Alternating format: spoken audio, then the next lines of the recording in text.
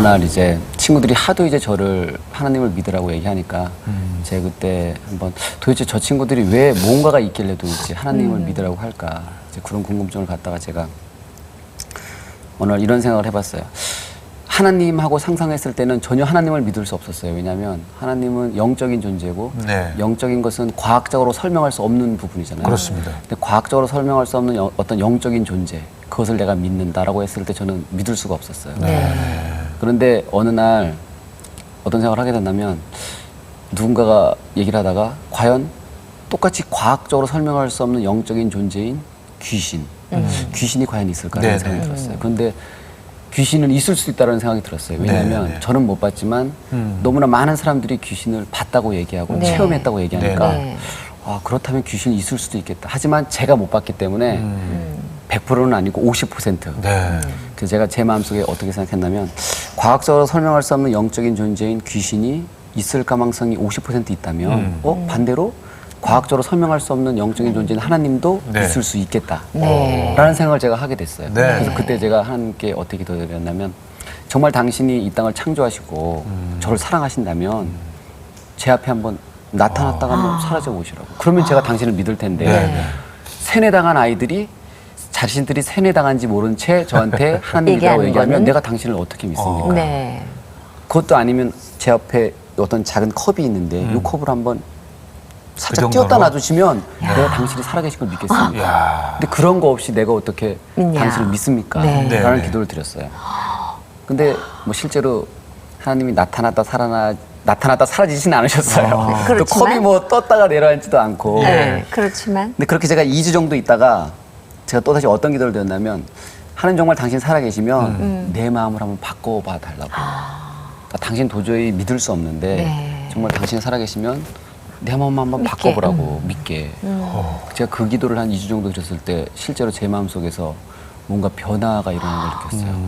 아, 하나님이 있을 수 있겠다. 있을 수 있겠다라는 생각이 들었고 그 다음부터 제가 이제 그런 생각 때문에 성경 공부를 시작했고 기도를 좀 더 하기 시작했고 그러다가 이제 정말 하나님이 살아계신 거를 확인하는 순간 저 너무나 깜짝 놀랐어요. 왜요? 제가 지금까지 알고 있는 것이 전부가 아니다라는 생각을 그때 처음으로 했어요. 그러면서 하나님을 믿고 나서 하나님께서 저에게 하셨던 말씀이 뭐냐면 제가 그랬죠. 하나님 보여주시면 내가 당신을 믿겠습니다라고 기도했을 때 하나님께서 저에게 주신 말씀이 나는 언제나 너 주위에 있었는데 너가 나를 믿지 않기 때문에 나를 볼 수 없었다라고 말씀하셨어요.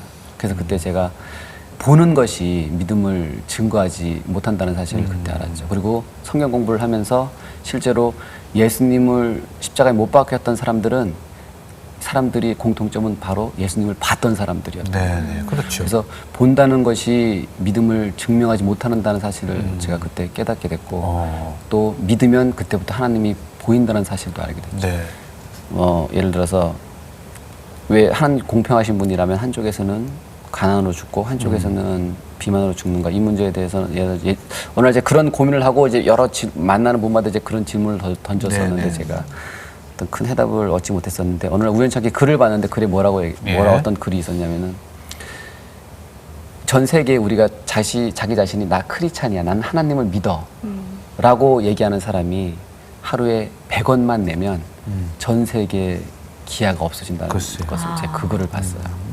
그때 제가 느낀 것이 뭐냐면 만약에 3명의 아이가 있고 빵이 3개가 있다. 근데 우리는 그렇다면 당연히 하나에게 빵을 하나씩 주면 공평하잖아요. 근데 하나님은 그렇게 하지 않으신다는 걸 제가 알게 됐어요. 하나님의 방법은 뭐냐면 3명의 아이가 있고 빵 3개가 있으면 하나님은 한 아이한테 빵 3개를 줬어요. 그런 다음에 하나님께서 원하신 건 뭐냐면 3개를 너가 다 먹는 것이 아니라 나누라. 사랑하라. 나누라는 그 안에 사랑이라는 것이 들어가거든요. 그럼요. 하나님께서 우리가 사랑하시를 원하시는 분이기 때문에 하나님은 한 사람에게 빵 3개를 주고 나눔으로 우리를 위해서 우리로 하여금 사랑을 실천하기를 원하셨던 거예요.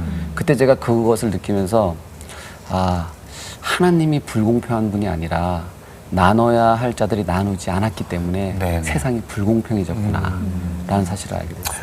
그리고 그 책임의 중심에는 바로 제가 있고 우리 크리스찬이 있다라는 사실에 대해서 알게 됐어요. 제가 예전에 월드컵 끝난 이후에 월드컵 전이었나요? 어떻게 이제 뭐 일간지 기자분하고 인터뷰를 하게 된 적이 있었어요. 네.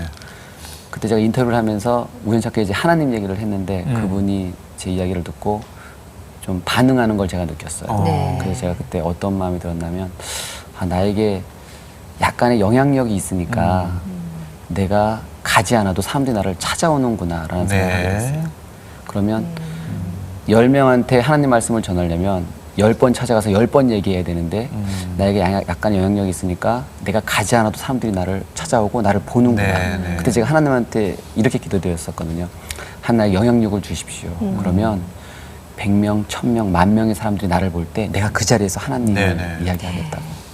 그리고 실제로 하나님께서 월드컵을 통해서 또 유럽 준치를 통해서 저에게 약간의 영향력을 주셨기 때문에 뭐 제가 하나님께 저에게 주신 어떤 그런 것에 대해서 반드시 제 삶을 통해서 또 하나님께 저에게 주신 그 어떤 은혜가 저에서 끝나는 것이 아니라 저를 통해서 또 그 다음 누군가에게 흘러갈 수 있던 그런 크리스찬이 되어야겠다고 생각해요.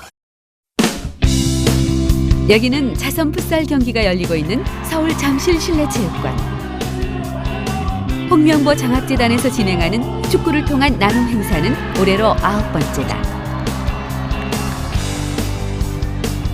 한국 축구를 빛낸 월드컵 스타들과 현역 선수들이 함께 뛴 이번 경기에서 이영표 선수를 만날 수 있었다.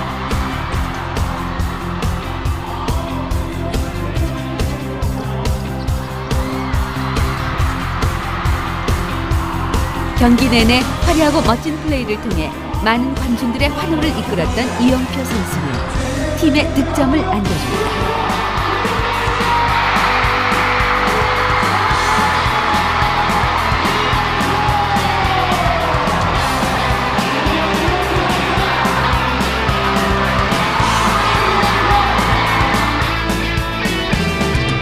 이날 경기는 그가 속한 희망팀이 13대 12로 역전승을 거두었다. 하늘빛 향기 방송 이후 이영표 선수는 어떤 계획과 기도 제목이 있는 걸까? 뭐 제가 알고 싶은 것이 있고 또 배우고 싶은 것이 있어서 밴쿠버 FC를 택했고요. 밴쿠버에 가서 많은 것들을 배우고 오고 싶고 더 제가 몰랐던 문화나 여러 가지를 느끼고 싶고요. 어떤 위치에서든지 최선을 다하는 것이 가장 중요하다고 생각하고요. 그것 안에서 하나님께서 함께 하심을 느끼면서 또 하나님의 말씀, 하나님을 믿는 자로서 하나님 보시기에 합당한 모습으로 사는 그런 크리스천인 이영표 선수가 됐으면 좋겠습니다. 하늘빛 향기를 통해서 많은 사람들이 각자가 경험한 하나님에 대해서 간접적으로 듣고 또 하나님의 사랑을 느끼고 있는데요. 올해 더 많은 분들이 하늘빛 향기를 통해서 우리 한 사람 한 사람에게 하나님께서 주시는 큰 사랑과 은혜를 체험하는 그런 은혜로운 또 1년이 됐으면 좋겠습니다. 축복합니다.